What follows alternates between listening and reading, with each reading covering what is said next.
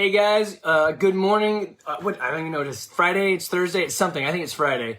And so today's topic is entrepreneurialism. And weirdly, it's probably the most non-health and fitness question I get is, how do you become an entrepreneur? What do you do? How do you get started? And really, I don't think you become one. You fail a lot into an entrepreneur, right? So it's just not like, it's do a lot of things. And so what I'm going to do right now is tell you some things to do and what not to do to fail at trying to become an entrepreneur. So I get a lot of questions on, hey, what do you do for a living? And how do you run this gym? And what else are you doing?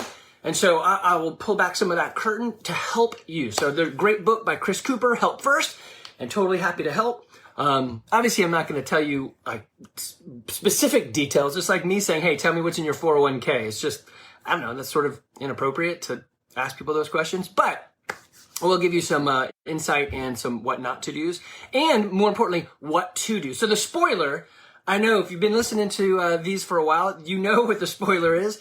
Get a mentor. If you have a mentor to do this, it's a whole lot easier. Okay, so mentors come in many forms, and that's going to come up near the end of the session here. But what I want to say first is, if you have got an idea, that is awesome. If you are a technician, so when I mean technician, it's like, let's start with a coach. I am a coach and I'm good at coaching, or I own a house and I'm good at owning a house, or I'm a plumber and I'm great at being a plumber, or a welder. And hey, Adam, so this is a great entrepreneur right here.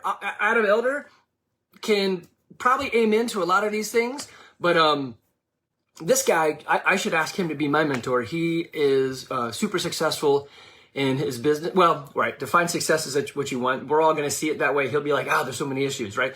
But anyway, if you're good at what you do, a lot of people come down with a case of entrepreneurialism. So it's a disease they get and they think, I'll be good at the next step. Man, let me tell you, most people are not good naturally at the next step. It's a weird thing. There's a principle out there, the Peter principle. You're promoted to your highest level of income, or your highest level of incompetency. So if you're in a business, they're like, hey, you're great at sales. Let's make you a sales manager. Oh man, you've been great managing people. Let's put you over operations. And you move up and you're like, oh man, I suck. And everyone's like, wow, he really sucks. And you can't really demote down because it seems bad. Although I'll tell you, I did that. So I was a sales guy for TDC, then JDS Uniphase, and same company, changed names, a couple different names. But man, I was really good at sales. Loved it. Technical sales. So it wasn't I did have to golf with some people, but I'm not a golfer. I'm really good at, hey Julie, I'm really good at athletics, but golf it's light years out of I hit the big ball, the earth, before I hit the little ball almost every time. And it's really that and ripstick. I can't do those things, but everything else, unicycle and juggle, I got it. Anyway, point is, I lost track of myself, right? Getting down the roads of what I can't do. But, so you get this case of entrepreneurialism and you're like, oh, I'm going to jump in and become this and do this, right? And you'll find out, man, as I have found out, I am not very good at this. I am a degreed electrical engineer from Georgia Tech. I am really good at processes. And if you read, oh man, what was the book? It's the guys who wrote Flywheel, I think. They talk about the guy who can lead with vision, and then the implementer. So visionary and implementer. I am an implementer. I implement stuff. So I need someone to help cast vision.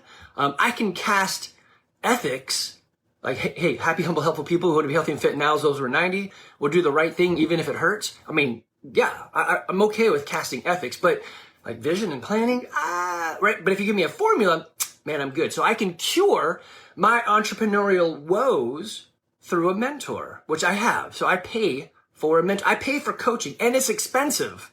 And there's another level to it, which is even more expensive. I'm like, I can't wait because it helps. So what you don't want to do, man, I'm good at this. I think I'm just going to jump in and buy a license, buy a building, buy a van, and just start on my own. Probably the worst thing you can do. So don't sell your house, cash out your savings, go all in to a new thing. Instead, take it in stride. So nothing is going to change in 12 months well, I suppose sometimes the economy fails big time and Corona hits, so let me take that back. Normally, chances are things aren't going to fail to such an extent that you can't just start whatever it is you wanted to do 12 months later. And so my advice would be this. Go find somebody in the business. And with Facebook, you can or LinkedIn, you can easily do this. Just, hey guys, I'm looking for an entrepreneur, someone who owns their own business or franchise or whatever that does this. And then find that person and say, can I help? Oh my goodness. Any entrepreneur out there is going to say, yes, you can totally help. So to back that up with a story, I have a buddy who runs his own IT consultant firm, and he is attempting to hire people in to fill some spots. But the spots are like, I need an admin. I need some sales. I need some customer management. I need systems and procedures. I need some like operations. I mean, it's a little bit of everything. So it's not a specific person that he needs. What he needs is an entrepreneur help. He needs someone who knows that stuff and is willing to clean the floor if it needs to be done, or drive to LJ to pick up equipment because it's been sitting there for 6 months and it's just low hanging fruit, but it needs to be done, right? Or to go to a customer and understand their needs and fears and worries and help address those. So it's like, wow, right. That's what happens in entrepreneurs. They grow that business. Hey, Rachel, they grow that business and you want to, the pieces kind of fall apart or fall through the fingers as they grow, right? So my advice is ask them, hey, can I help? And man, they will let you help. Ask them this then. What do you hate that I can take off your plate? I feel like I should rhyme now. I don't have a rhyme for that one. So what do you hate that I can take off your plate and I can do that for you? So that's what I started with these guys. I said, hey, what's your biggest struggle? And how can I help you be more productive? And it wasn't what I thought they were. Some of it's like, hey, just enter some trouble tickets. I'm like, yeah, I can do that. That's cake. I may not remember I can troubleshoot networks at my house, but I may not remember how to do all that for my double E days, but I can spin that up. But it's all the other things, right? So simply ask for someone, ask, how can I help? Another great example, and I think this is I just saw Rachel come on, and it's a great one in our own business. So I own a CrossFit gym. Obviously, you're watching this on CrossFit Garage's live feed. And we have several small businesses inside the business. Two of the biggest ones are Olympic lifting and nutrition. And Coach Aisha and I have been working together for years and discussing how do we grow this. And she rightly so identified, after like working in this business for a long time, she's like, hey, I think we can't really grow because the time slots and, usage of space, I think we need your own space. I'm like, I think you're right. To grow this business, you probably need your own space. And so the beautiful thing is she's not going into it like, oh, I'm just going to buy a gym and open some stuff and I hope it works. She has a great understanding of what goes on because she's been doing this, right? So that's my advice, is follow that. Ask, how can you help to an entrepreneur? I mean, even if it's real estate. Kyle usually shows up on these. You could say, Kyle, hey, you're a realtor. I'd like to be a realtor. Can I just shadow you? Sure. What can I do that you hate that he's probably going to say, like, go out and take pictures of houses. It takes so much time. Yeah, go do that for me and take them like this. And you're going to learn a lot. They're going to give you a free education rather than an education in how to lose your money. So when you sell your house and jump into a business, and then your wife or husband or whoever is like, thanks for selling the house. Thanks. So sometimes technicians get cured of their infliction of entrepreneurialism after time and money is lost. They're like, forget it, I'm going back. Totally fine. There's nothing wrong with being the integrator or being the person that helps move a business. That's a great place to be. If you ask many entrepreneurs or business owners, what's your biggest two struggles? They're going to tell you employees and customers. Without either of those, this business would be great. And you're like, what? So be a good employee, man, or contractor, whatever. Be good. Show up. I had advice from my first mentor in my sales gig. He said, so what you want to do to let the customer know that your time is important is you want to show up late to every meeting you schedule. Then you have the upper hand and you're important. And I thought, man, I am not an unfrozen caveman lawyer, but I'm going to go with no. I'm only 20 at that time. I don't know, 21. Like, I don't think that's wise. I've never been on a team where being late I subscribe to the philosophy of early is on time. On time is late, and late is unacceptable. So when he said that, I'm like, I don't know. Weirdly, within 3 years, he wasn't on the team. So show up, do the job, ask, how can I help? Be willing, right? So sometimes being that employee that's doing the job of the next thing helps you become the next thing, right? So you don't have to start your own business. You can work with people to have that business. Anyway, so biggest thing is get yourself a mentor. It's usually free. They might even pay you, but you're getting an education that no business school or MBA can tell you. The school of hard knocks and of doing is great. Now, I wouldn't say of doing in terms of go spend a crap ton of money and hope it works. That's hope. Hope is not a great strategy. Hoping things work. Prayer and fasting are better than hope, right? Action is better than many of those, but I hope it works. That's just not a good strategy. Okay. So don't sell your stuff. Let me, what do I want to go into this? I got some notes to the side here. Yeah. So the education is worth it. Assist, do, ask how you can help. So the next thing you really need to consider is, do you want to go in on your own or have a partner? So the idea of a partner is, I hope they share the burden. So it's a hope thing. So I am not a big fan of partnerships. I would rather, let me back that up. So I coach, young soccer. Hey, Tracy. And our team semi-struggle with some coaching stuff and parents and whatever. It's just the standard craziness of travel ball. Anybody, if you got a kid who plays travel ball, amen to that, right? It's just crazy. And you're like, how come that their crazy is different than our crazy? But anyway, it's crazy. So I offered to help because I hate problems without a solution. So if I'm going to offer up, hey, you got a problem? Then, hey, here's a solution. I'll go get my license and assist if you need me to. Perfect. Let's do it. So the director said, hey, why don't we have 2 head coaches? You can head coach. And I'm like, no. So 2 head coaches, in this case, 2 heads are not better than 1. When you have 2 people trying to lead, it just causes frustration because no one is ever on the same page. Best to say, his page is a page we're on, and I'm going to support. Be the good employee, right? So that's what I did. So in this case, 2 heads are not better than 1. In a business, the idea typically is I need someone to shoulder the issues that I don't understand. So potentially a partner could work out, have a really good documentation on who's doing what, because inevitably inequities come up and you feel like, well, I'm doing all this work. And he feels like, or she, I'm doing all this work. And you're like, wait a minute, if we're all doing all this work, then that doesn't make any sense. And it just kind of does this. So the easy way out of, I need someone to help me for the things I don't know, say it. Yeah, say it with me. You probably said it. Get a mentor. So there are mentoring groups out there for all sorts of stuff to help you help your business because they know you're not an expert and you can't read all the books and you can't do all the things right. So get yourself a mentor.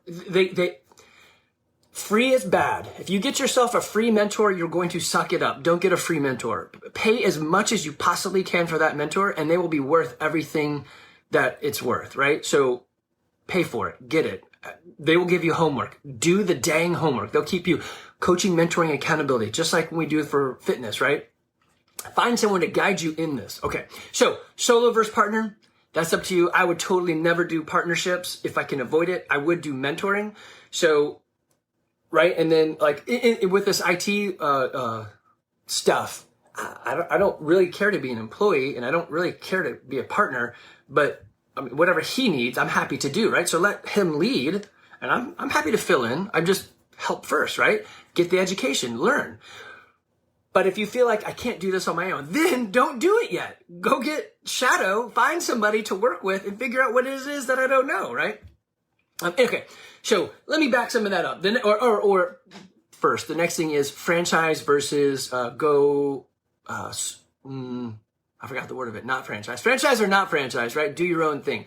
So the rental properties that I've got, it's not a franchise. It's a no-brainer. You buy real estate and then you rent it out. So the hardest thing is cash. YouTube has made repairs for everything super cake. I am an engineer, so it's not too hard to fix. But after, 20 something years of this, the problems are pretty much always the same. Like, hey, did you press the GCFI button? Boop. Oh, all my stuff's back on. Did you flip the breaker? Did you unplug or plug back in the garage door opener? Yeah, it's stuff that pretty much anybody could do. But now I can send a Google link or a YouTube link. Hey, try this, right? And you can pay people super easy, PayPal, Venmo, Zelle, whatever. So the hardest parts about that is kind of over with, as well as having Zillow. Oh my gosh, Zillow makes it so easy to get stuff out there. Beautiful thing to be into. Obviously, real estate costs money, so there's that. CrossFit gym. I've really blown this business for a very long time. Getting a mentor is probably one of the best things I've done. Mostly recognizing that I'm the problem. I need a process. And we've been in a pretty good place for a long time right now. We did the garage games. I burnt myself out of that one. That was interesting, but you have to be on a pedestal too much to like, hey, I'm running this event. It's me. I'm running. It's me. And I am just not that guy. I would be happy to be the guy who cleans the toilets as the owner, versus happier doing that versus being the face man. Like, I'm okay doing these videos because I like to talk, but if you go to our gym, I mean, the other day we had somebody in there and I walked up and said, hey, I'm Andy. And they're like, oh, I'm Timmy. And like, good to meet you. When did you start? I'm like, oh, I guess today. I started today. So it's great. They don't even know who I am. That's perfect. I'd rather the members be the highlight and the coaches be the focus, not the guy who owns the place. Who cares? So we did a 5 breather challenge. Again, not for me. The insurance on that and just the risk of injury was too great. So it's still out there, but I'm not in it. Olympic fencing. So you, swords, epee, saber, so forth. I can't think of the other one. Oh my goodness. A foil. Interesting business. Super into it was a hobby for me. I ran it poorly as a business and made a lot of my mistakes just being young and dumb and just throwing cash at it rather than putting smartness ahead of time. So again, find a mentor. Now my kids have a small business with chicken and duck eggs, so it's super small. The coyotes and the hawks mostly get our product. We don't get it to people very often because, animals are trying to eat all the time, and we only go out to look at them every once in a while, so they're winning. But small steps, right? You can teach your kids easy things like, hey, go mow someone's lawn. Okay, all that to say, I made there's other businesses out there that I made mistakes in. I've spent a lot of money doing, and my advice to you is don't spend the money, spend the time. Time is essentially free. You don't have to pay for it, but you're getting an education, and you'd probably pay for that education. So go get yourself educated so that you can do the right stuff. Again, using the Olympic lifting business in the CrossFit Garage to creating its own, creating its own location. They're super educated. They know exactly what to do. This is the best way to open a business, right? That's brilliant. Why wouldn't you do something where you could go work with someone? Understand, hey, you're a dentist, and I think I want to be a dentist. Go ask him, can I help you? Well, there might be some HIPAA rules that you can't actually help in there. I don't know that. That might be a bad example. I want to run a Trader Joe's. Great. Go tell the manager of Trader Joe's, I'd like to just help you for free for a while. Okay. For free? Sure. And then actually show up and do, right? Get a mentor. If you're already down the track of I got my own business and man, I do need that help. I know what you're talking about. Google business mentorship. You're going to find tons of them. I listen to podcasts with people that talk about this. It doesn't have to be complicated, but we all try to recreate the wheel, and you don't have to. If you are down the road of then, do I franchise or create my own thing? I would say franchise. The beauty of a franchise is, yes, you do pay money for it, and they will take monthly money because they want you to succeed. So that's a good thing. They're like, hey, how can we help you generate the most revenue possible? And we'll take some of that. And you're like, okay, so I'll pay you 10%, but you're going to help me generate $100,000?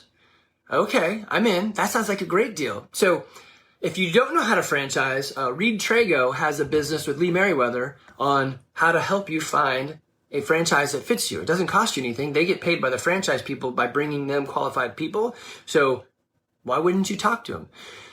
Again, get a mentor. Help me understand, should I franchise? And then go franchise or do it on your own. So a CrossFit gym is an affiliate. It's not a franchise, which they basically say, use the name, you're on your own. Good luck, which is a problem for me because I need systems. Once you show me the roadmap of systems, man, I can follow that. That's not hard. But creating the successful roadmap, I die inside the details, right? I read too many spreadsheets, etc. So anyway, If you are experiencing a case of entrepreneurism and you want to talk, I know it's not my normal conversation about health and fitness, although I think mental health maybe, or financial health. I'm happy to talk to you. Just give me emails are best. Texts I'll read and they'll fly by. So emails are best, or just call. I'm happy to talk on the phone. All right, guys, be good. Take care.